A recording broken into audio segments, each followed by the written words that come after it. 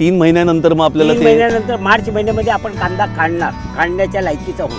35 वर्षाच्या नंतरच पहिल्यांदा इथे शेती होते. ही शेती करते. अच्छा, या जागेवरती म्हणजे सगळं माळरान होतं. म्हणजे असं हे जे आपल्याला दिसते ते गवत दिसते, असं गवत संपूर्ण गवत होतं. हे पण 30 वर्षापूर्वीचा कांदा लागलेलं होतं पूर्वी. अच्छा, म्हणजे 30 वर्षाच्या नंतर आता तुम्ही म्हणजे सगळं ते साफ करून हे हे असं रान होतं. आणि हे बघा त्याचं रूपांतर बघा.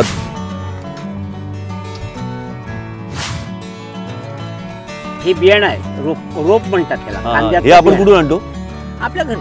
हे घरचंच आहे. आमच्या ह्या परिसरामध्ये नाना शेख असा आहे, रमेश नाना, की तोच फक्त शेती करतो, बाकी सगळे आता आराम करतात. त्याच्या मेहनतीला अजिबात तोड नाही, बिलकुल कोणीच त्याला चॅलेंज करू शकत नाही. नानांनी मगाशी मला सांगितलं 1/2 किलोमीटर लांब हे हा पाईप आहे आणि तिकडे ती विहीर आहे. मित्रांनो, आपण आहोत मुंबईकर आणि मुंबईमध्ये असलेल्या माणसाला ना या सगळ्या वातावरणाची ना सवय क्वचितच असते. तर सध्या आहे ना मी वसईमध्ये, आणि कोणी म्हणेल का की इथे वसईमध्ये हे असं सगळं आपल्याला काय पाहायला मिळेल?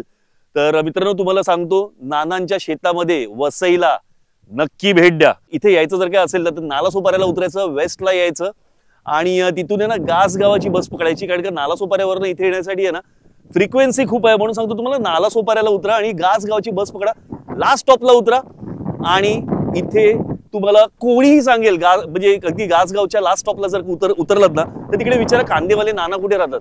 कोणीही सांगेल तुम्हाला. अगदी समोरच आहे, अगदी समोर म्हणजे स्टॉपच्या समोरच त्यांचं घर आहे.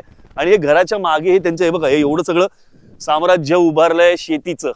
मित्रांनो, खरं सांगतो तुम्हाला, एक रिक्वेस्ट करतो की इथे नक्की या, कारण का आता शेतीचं सीझन चालू आहे आणि आता मला या शेतामध्ये येऊन ना नानांना शोधायचंय.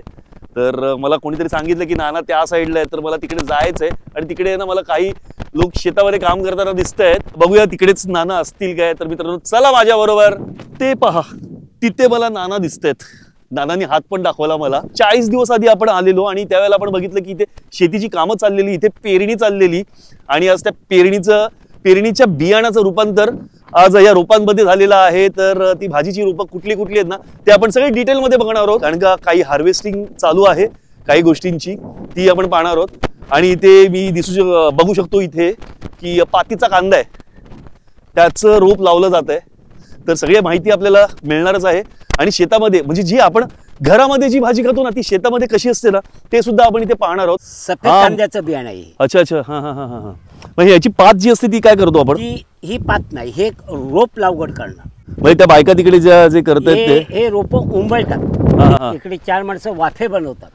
आता पुढे आपण जाऊयात, तुम्हाला एक्झॅक्ट म्हणजे कांदा कसा लावतो ते दाखव. ही काही सगळी कोथिंबीर आहे ना? कोथिंबीर आहे. ही किती दिवसाची आहे? ही झाली 15 दिवस. ही आता बेंडणी झाली का हे तयार झालं.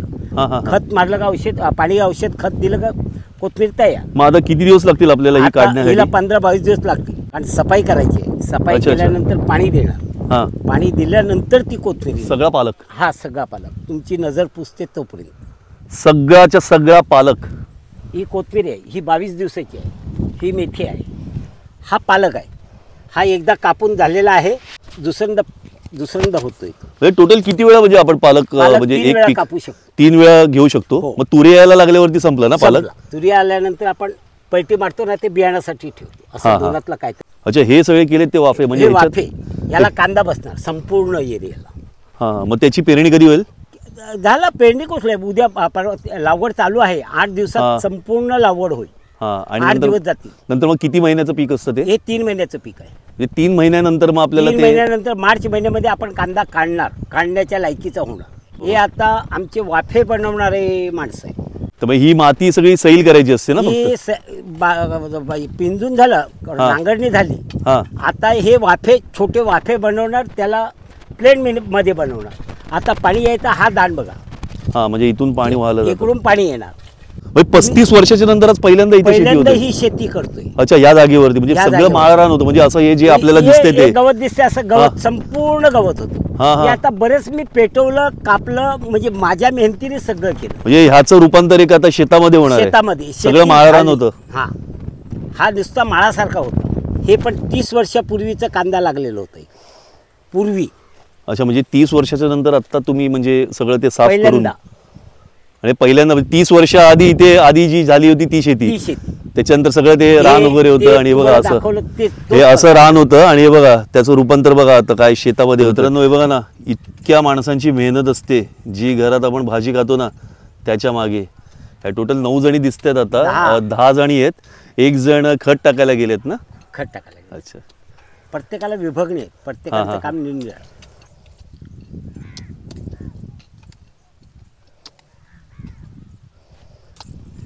हे काका आहेत आमची, एवढे म्हातारे आहेत पण संपूर्ण पाणी ते देणार.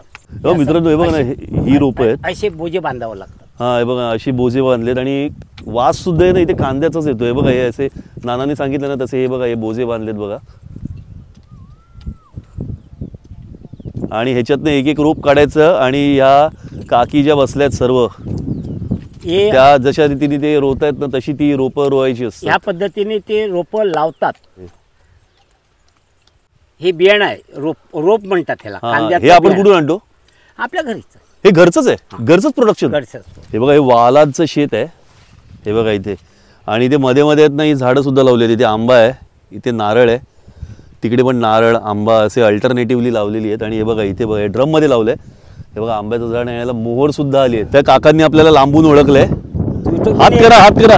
तर त्यांनी मला हाक सुद्धा मारला. त्यांनी आमच्या ह्या परिसरामध्ये नानाच एक असा आहे रमेश नाना, की तोच फक्त शेती करतो, बाकी सगळे आता आराम करतात. त्याच्या मेहनतीला अजिबात तोड नाही बिलकुल.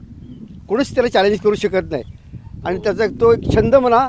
आणि दुसरी सेकंड थिंग म्हणजे असं आहे की ती उपजीविका पण आहे त्याची. बघा हे माझं छोटंसं गार्डन आहे. मी एक रिटायर माणूस आहे. घरात जवळच आमची घरं आहेत ना, आपण इथेच बाजूलाच राहतात. तुम्हाला माहिती आहे नानांचं घर ते जवळ इथे. आपलं नाव काय? मी डिमेलो, सरनेम डिमेलो आमचं. आता माझ्याकडे पाईप टाकायला मदत केली तिने. पाईप टाकून झाल्यानंतर तिने चहा घेतला आणि मग खत टाकायला सुरुवात केली. हा पाईप म्हणजे हा जो पाईप जो दिसतो तो मित्रांनो बघा, हा जो पाईप आहे हा जो दिसतोय हे बघा, तो आपला कॉक आहे. त्या अर्धा किलोमीटर लांब आहे. नानांनी मगाशी मला सांगितलं अर्धा किलोमीटर लांब हे हा पाईप आहे आणि तिकडे ती विहीर आहे. आणि थोड्याच वेळा आधी आपल्याला ना डिमेलो काका भेटलेले, तर त्यांनी सांगितलं होतं, त्यांनी लांबून असं बोट दाखवून सांगितलं की या झाडाची शूटिंग नक्की काढा. हे त्यांचं झाड आहे आणि हे झाड बघा ना किती मोहरलंय बघा. मोहर बघा केवढा आलेला आहे. 80 वर्ष.